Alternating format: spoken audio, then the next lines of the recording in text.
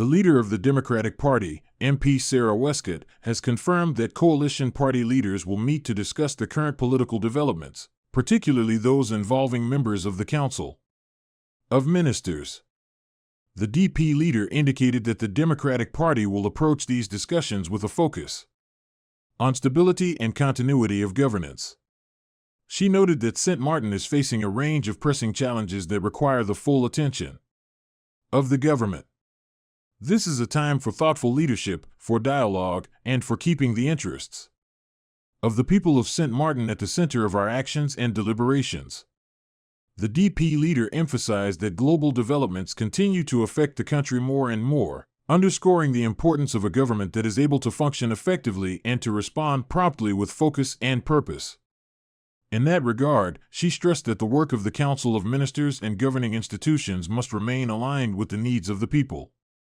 There are important decisions before us, economic, social, and national priorities that require careful attention and timely action, she said.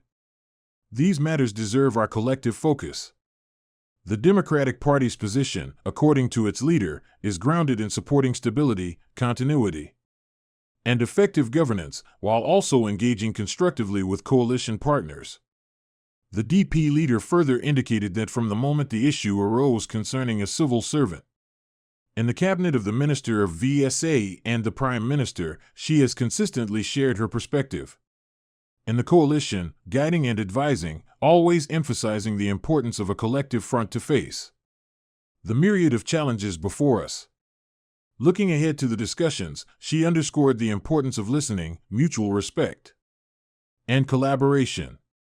We must approach this moment with a sense of responsibility, she stated.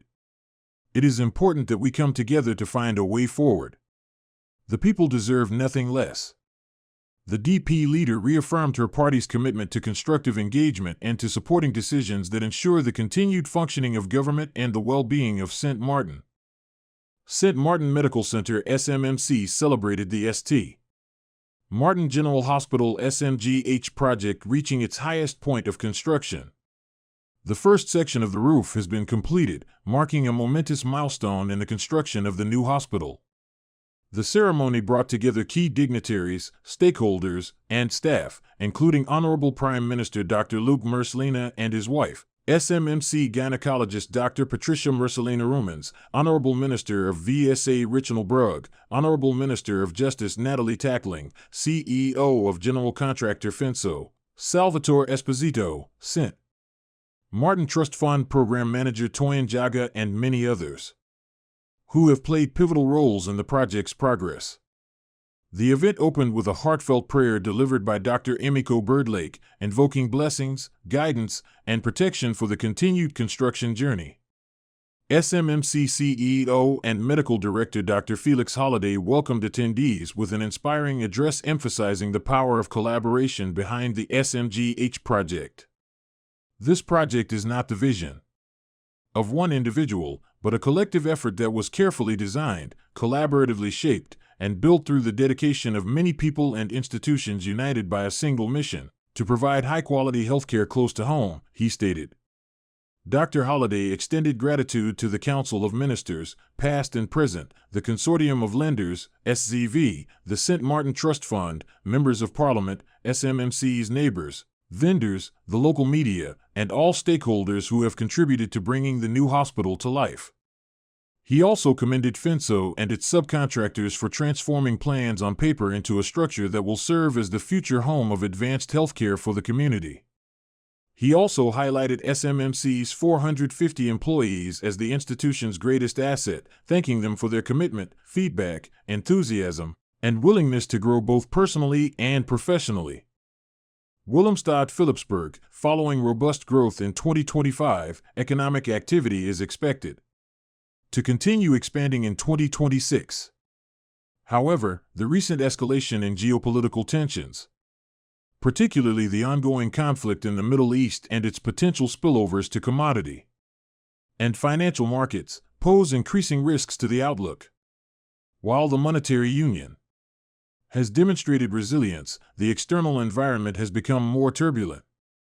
This calls For continued vigilance and clear policy priorities, said Richard Dornbosch, president of the Central Bank Van Curaçao and Sint Maarten, CBCS, in the March 2026 Economic Bulletin. Sustained growth with an improved external position. The economies of the monetary union continued to perform strongly in 2025, with real GDP growth reaching 3.9% in Curaçao and 3.4% in Sint Maarten. Growth was driven mainly by strong tourism activity and its spillovers to sectors such as transport, trade, and construction. The 2025 growth estimates for both countries reflect developments observed during the first 3 quarters of the year, driven by strong performances in tourism and construction, along with investment in tourism-related, real estate, and government infrastructure projects, noted Dornbosch.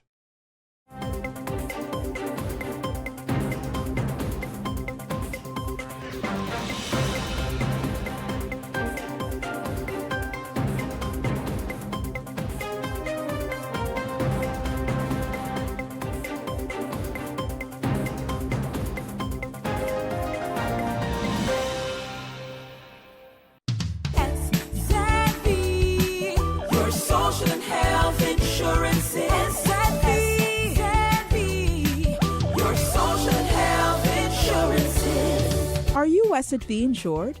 Do you have a valid medical insurance status? SXM is cardless. Request your My SXM account today and enter the virtual office of SXM. Go to sxv.sx and sign up now. SXM, yeah. Your social and health insurances.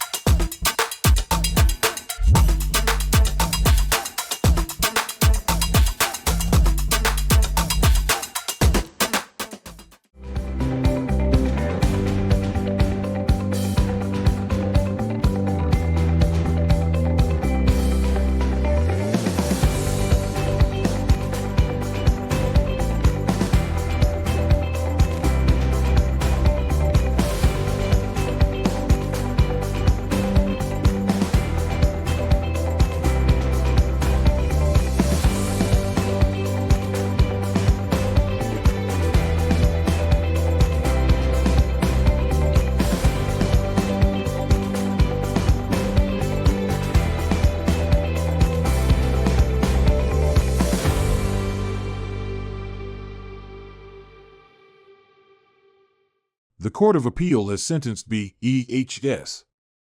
to 13 years and 6 months imprisonment for multiple sexual offenses committed against minors entrusted to his care, as well as for firearm possession and possession of narcotics. The judgment was delivered on March 26, 2026, in higher appeal proceedings. The court set aside the earlier judgment of the Court of First Instance, but arrived at largely the same conclusions regarding the defendant's guilt. The defendant was found guilty of 3 counts of rape of minors entrusted to his care, committed repeatedly, 1 count of attempted rape of a minor entrusted to his care, illegal possession of a firearm and ammunition, and possession of marijuana. The court established that the offenses were committed over an extended period and involved multiple victims between approximately 5 and 11 years old. According to the court, the victims were in vulnerable situations and were brought to the defendant's residence, where the abuse occurred, often during the night.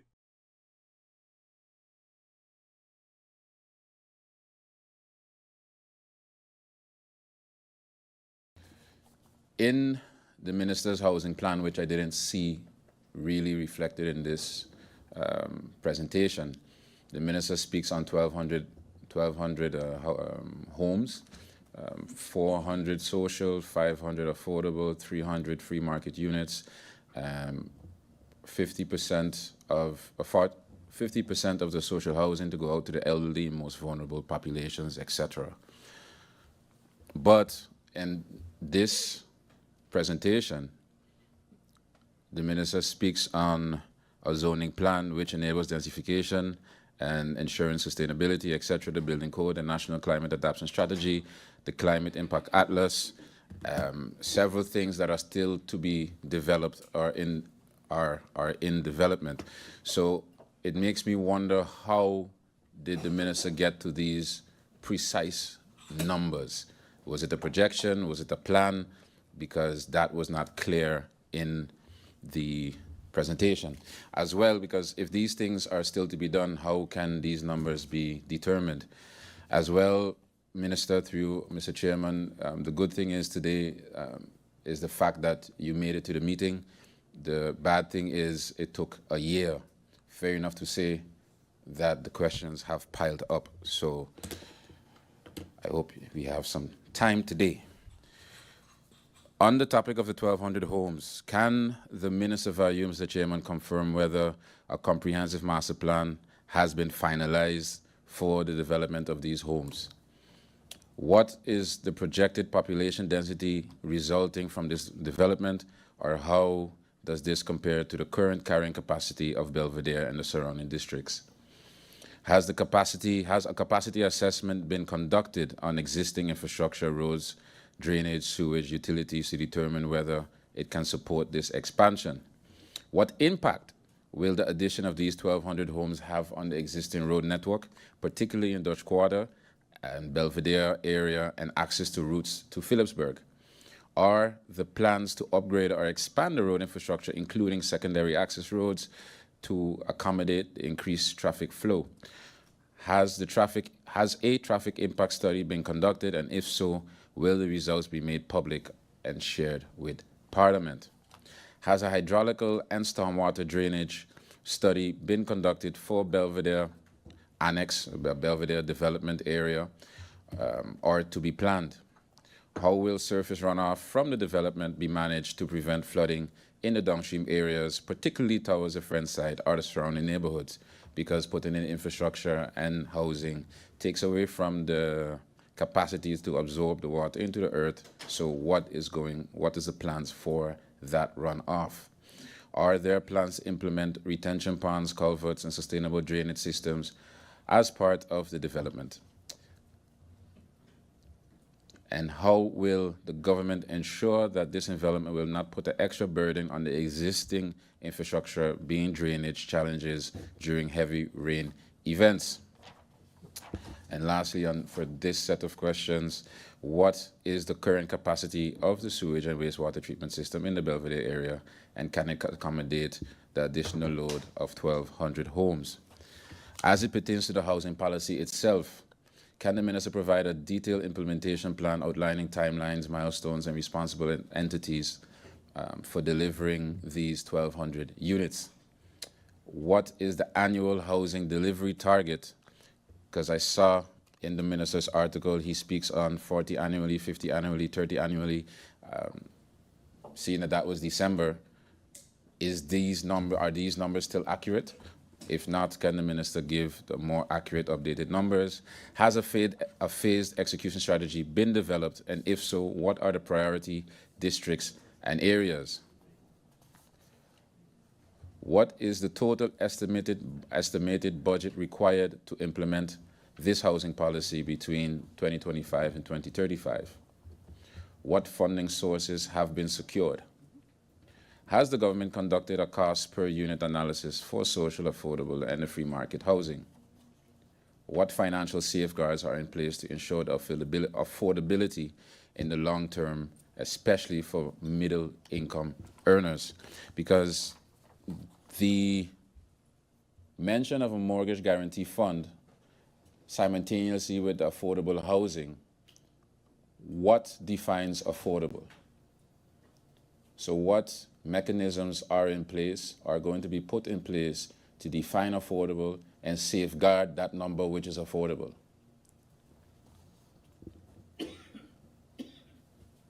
Because as the minister already knows, a livable wage is something that, especially this government, campaigned on.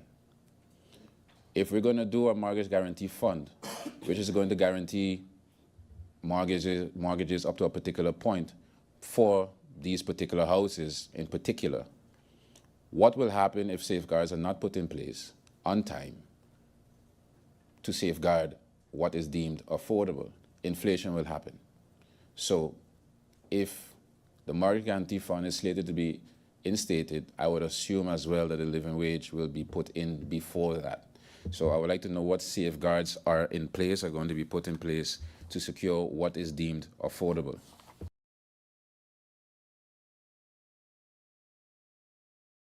Why this project matters for the government, citizens, and businesses. Yes. This project matters because it directly addresses long-standing challenges in public services delivery that affect citizens, businesses, and government institutions alike. For citizens and businesses, the benefits are tangible and practical. Digital services reduce waiting times, minimize paperwork, and provide clearer guidance on what is required to complete a transaction. Instead of navigating multiple offices or submitting the same documents repeatedly, user experiences simpler, more predictable interactions with government. For ministries, departments, and agencies, the project supports greater efficiency and effectiveness. Digitized workflows reduce manual data entry, lowers the risk of errors, and free up staff time for higher value tasks, such as case review, policy implementation, and citizen support. Access to authoritative data from connected registries improves decision-making and consistency across government, while standardized processes reduce operational ambiguity. At a strategic level, the initiative strengthens national digital resilience and readiness by building a shared interoperability platform and common service delivery approach. Government avoids fragmented solutions and duplicated investments. The project also enhances transparency and accountability by ensuring that data access is traceable and governed. In an increasingly digital global environment, these capabilities are essential for competitiveness, compliance, and public trust.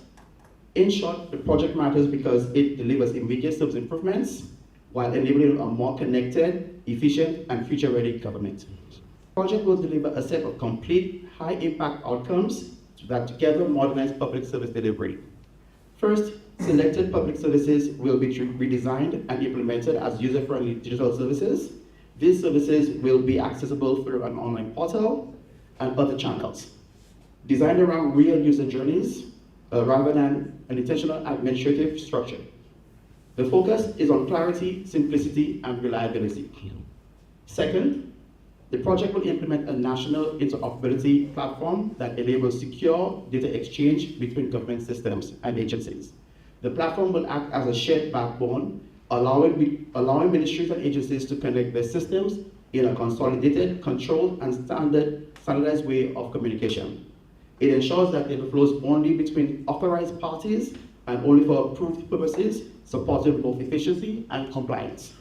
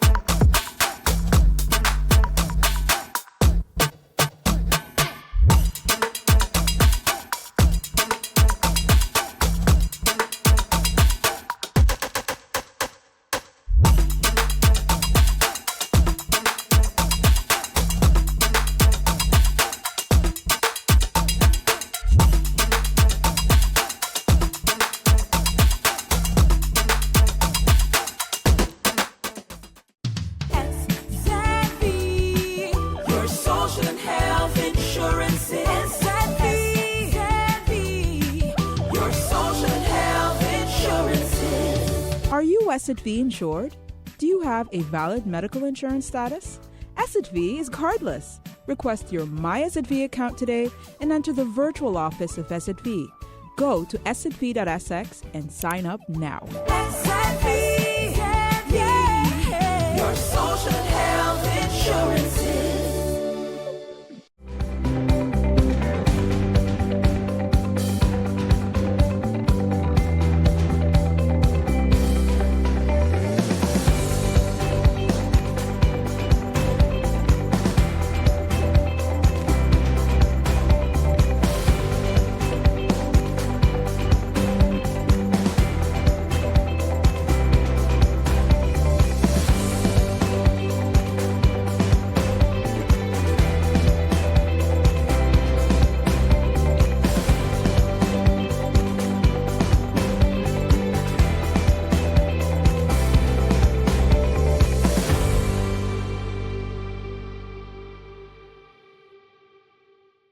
The St. Martin Junior Carnival Pageant 2026 reached a thrilling climax on Saturday, March 28th, as Zanisha Zoe Fitzpatrick Aventurin was crowned Junior Carnival Queen, earning 845 points and standing out in a field of talented young contestants at the Elise Convention Center.